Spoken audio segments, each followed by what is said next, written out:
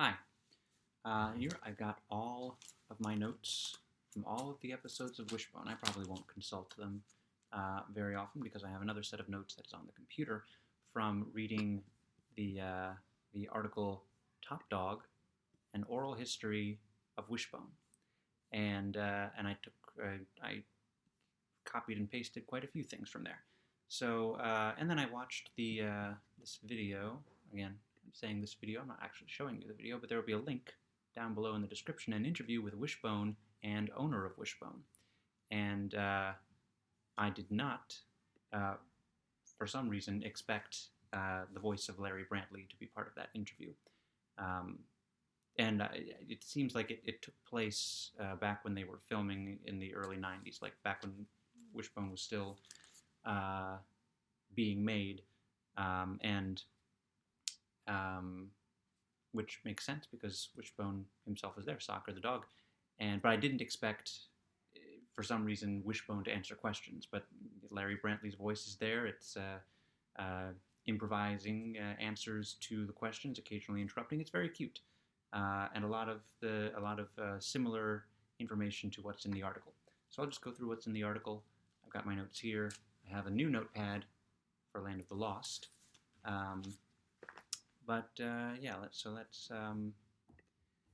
Yeah, the first thing that I made note of. I don't know if I've mentioned this yet. The show won a Peabody and 4 daytime Emmys, so uh, it was a big deal. And I'm just moving the notes so that I can see them. And another thing that I haven't mentioned because I didn't know, but I've talked about how or whether a new Wishbone should be done. There are currently plans. There is a movie version being developed by Universal Studios and Mattel Films. This was announced last July.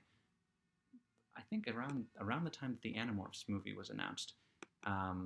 And as with Animorphs, I am, of course, curious, excited to see what they could do, a little nervous, a little trepidatious, because it is something that I hold in such esteem.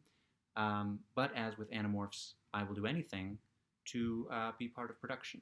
And this is including, and with Animorphs, I said I'll be the person who gets coffee for the person who gets coffee for people.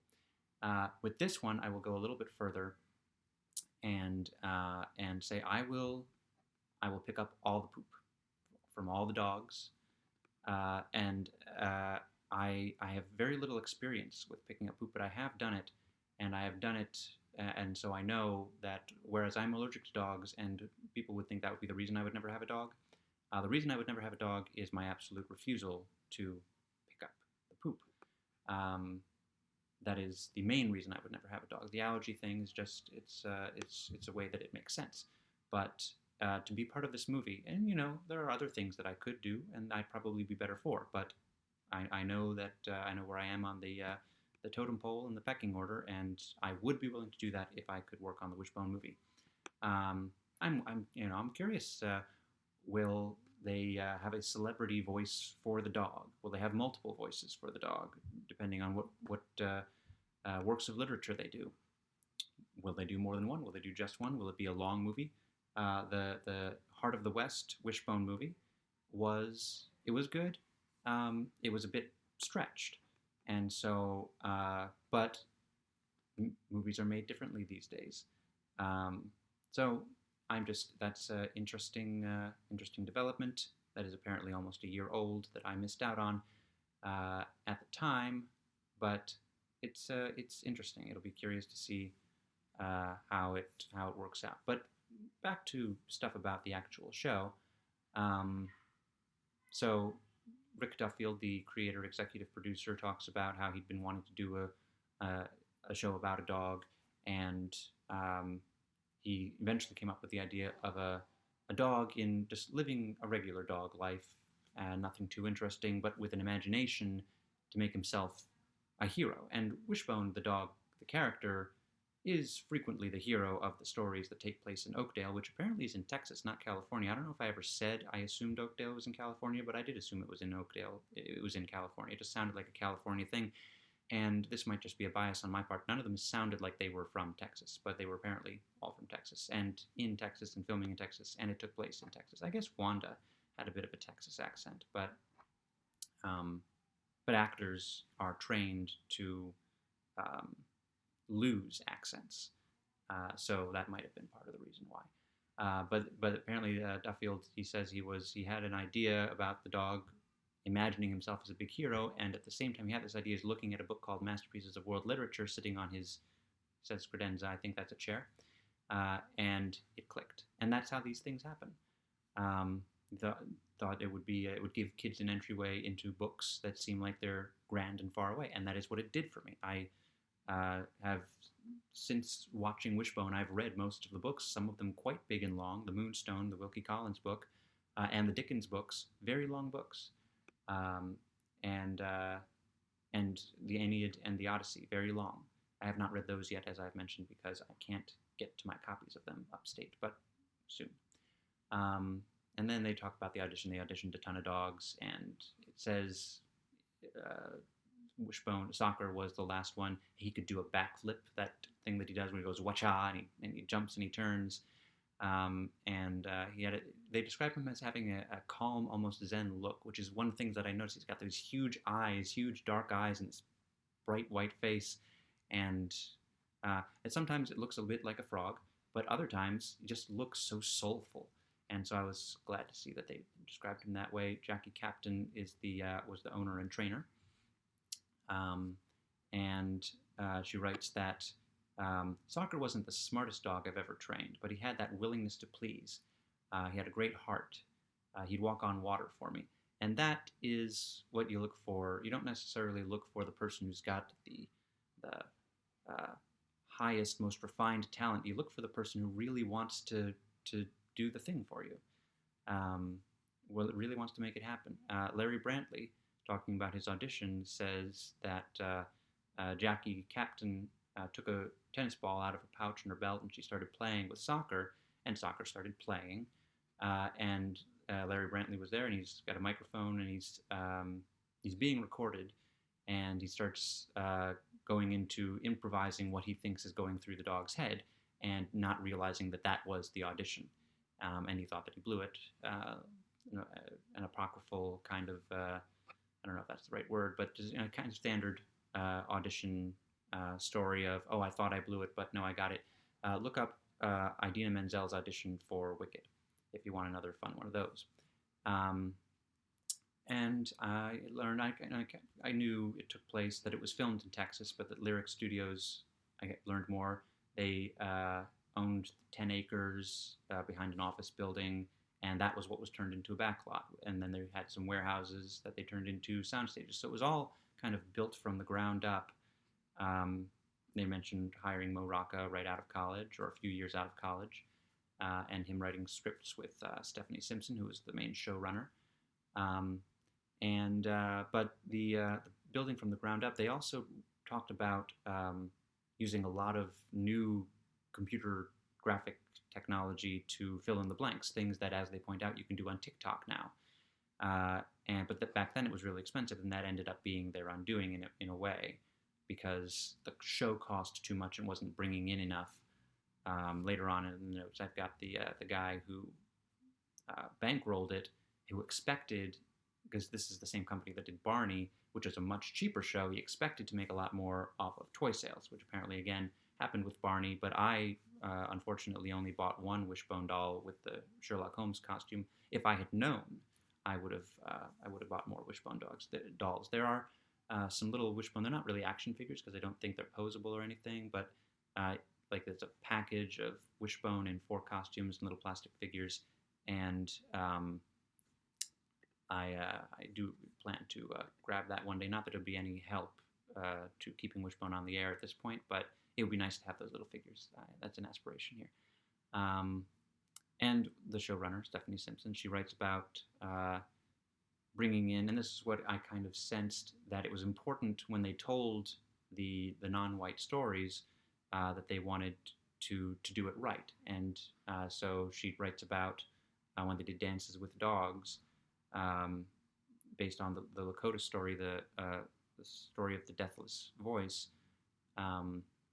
She wrote to tribal elders and asked permission to use the story. So it's not like most, I mentioned a lot, the Moonstone, the Dickens, the Austen, the Shakespeare, all out of copyright. They don't need to ask permission. But the Lakota people are still around, and the stories aren't necessarily copywritten in a traditional sense, but they went to the writers still went to the source before adapting them, and they hired people uh, um, from Oklahoma, from the tribe or some tribe to play the characters, except for again Wishbone. Um, so let's see. Um, there's a little bit written about how hot it is in Texas, and putting clothes on a dog in Texas, and the dog not really wanting to wear clothes in Texas, and that makes sense. Um, Only a couple of actors were interviewed, and one of the kids, Christy Abbott, who played Sam, writes about, or well, I guess the answers are written. They were probably spoken in real time or in the interview, but they're written in the article. And she writes about how the she and the kids who played Joe and David were three different ages, but they all went to school together. And one of their mutual school projects was they wrote a Wishbone newspaper in which they would write about the different departments. And in her case, it was makeup and wardrobe and learning how to do weaves with wigs and coloring wigs and stuff like that. So that was interesting from her. And she later wrote about how she still gets kind of fan mail through social media about how important Wishbone was. And then Matthew Tompkins, he's one of the, what it turns out were called the Wishbone Players.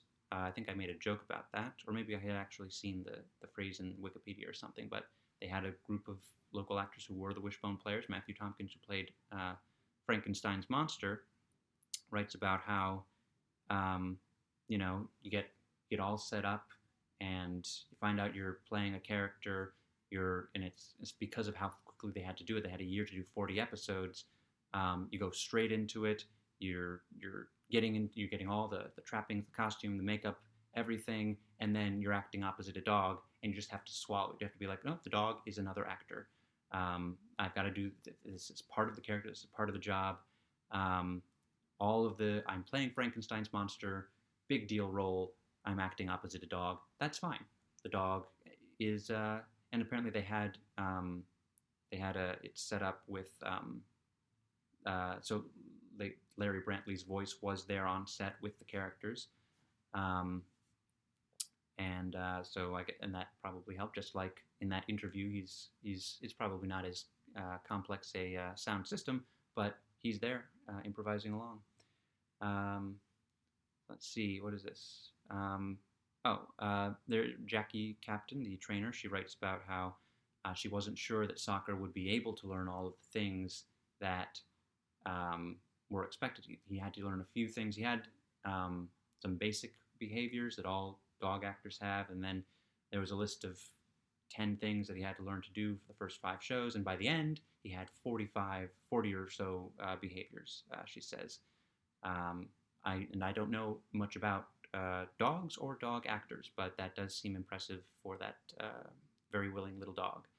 And then, of course, they had Rick Duffield mentions there was a rule on set: don't touch the dog, don't interact with the dog. The dog is easily distracted, as dogs are.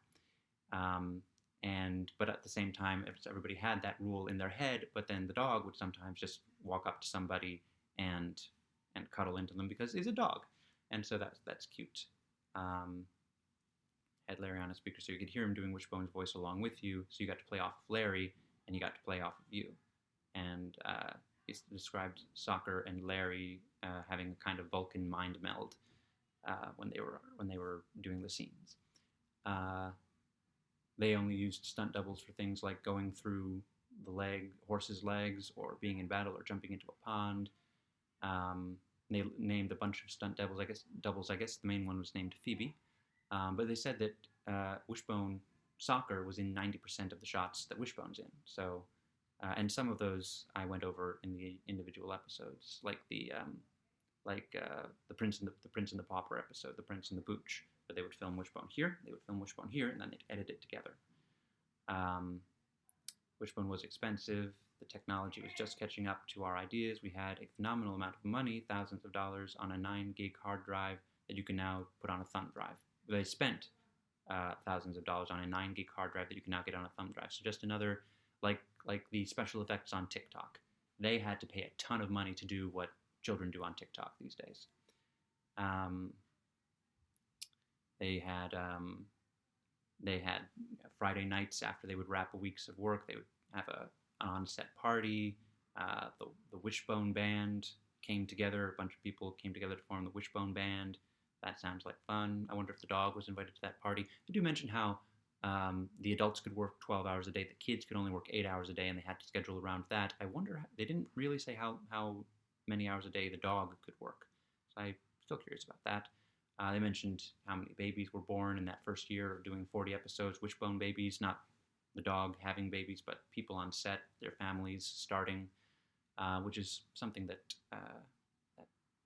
shows do. They take that into account, and they write about, in part because I guess of those little documentaries they did after each episode explaining how things work. They got a letter from a librarian who said a 10-year-old came in today and wanted a book on green screen. So a 10-year-old wants to learn about this movie magic as a result of Wishbone, which is about book magic primarily, but they also did this is how you make a show, and got people interested that way. Soccer became very popular in Texas, and Jackie Captain carried around paw graph pictures. So I guess that means there's a picture of soccer and then the dog paw print there like an autograph, and she would pass them around because that way you don't have the dog dipping its paw into ink every time a kid wants an autograph. Yeah, here it is. A guy named Dick Leach backed it. PBS gave money to license it so they could run it, but this guy Dick Leach, apparently he also backed Barney, and Barney they wrote was like a single set, one guy in the Barney suit and then a bunch of kids. They could do it like a play. They didn't have to do much editing, I guess, and made a lot of money on selling Barney toys. I think there are probably some Barney stuffed animals in my closet back at my parents' house with the Aeneid, the Odyssey, and the Iliad. And we also had this kind of knockoff Barney thing that my first grade teacher would send home with each of the students for a week at a time or so, and we had to keep a journal. It was kind of a knockoff Barney.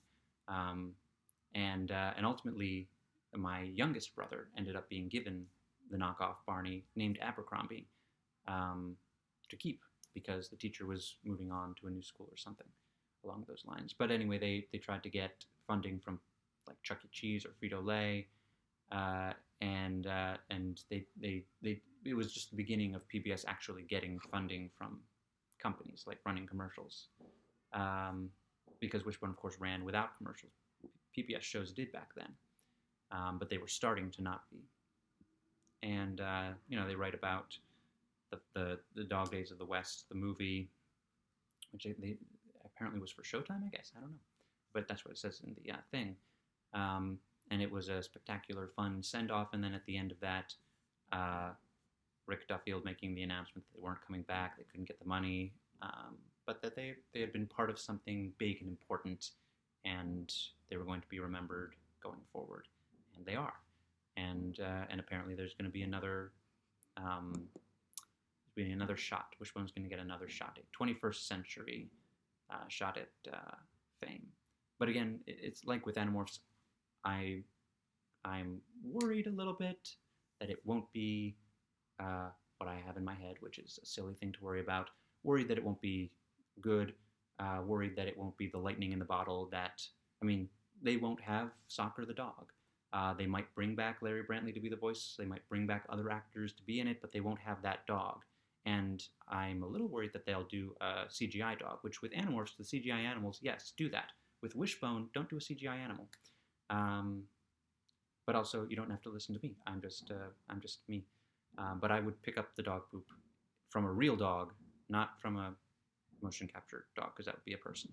But from a real dog, use a real dog, I'll pick up the poop, I'll do anything to work on this movie. My last note, by the time we went down, Soccer was 11 this is from Jackie Captain, Soccer was 11 or 12 years old, and I pretty much knew it was time to retire him. He was still in good shape and good spirits and still wanted to work, but I like to retire dogs when they're still in good shape so they can enjoy the rest of their lives. That's a good message. That's a good thing to leave it on.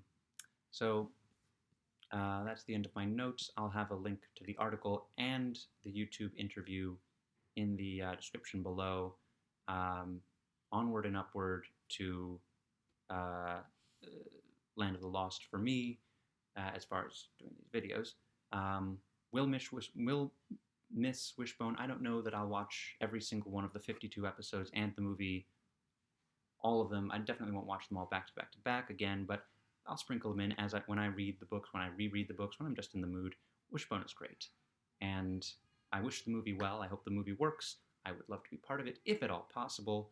Um, but uh, but I know that they got people like Roy Parker is writing it. He says he was really into Wishbone when he was a kid in the '90s. So in good hands, I suppose. I don't know much about him other than that, but yeah, I have I'm I'm I'm putting forward good vibes for the or I just hope it works out the movie. I just hope it works because it's nice when things work. I don't want to root against anything. I'm rooting for the movie like I am with the Animorphs movie.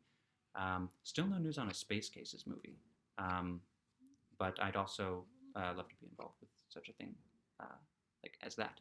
Anyway, um, I got my first COVID shot today, and boy, is my arm almost unaffected. It's a little achy, but in that spirit, I'm going to sign off from this last Wishbone thing and one final time say, let's wag another tail.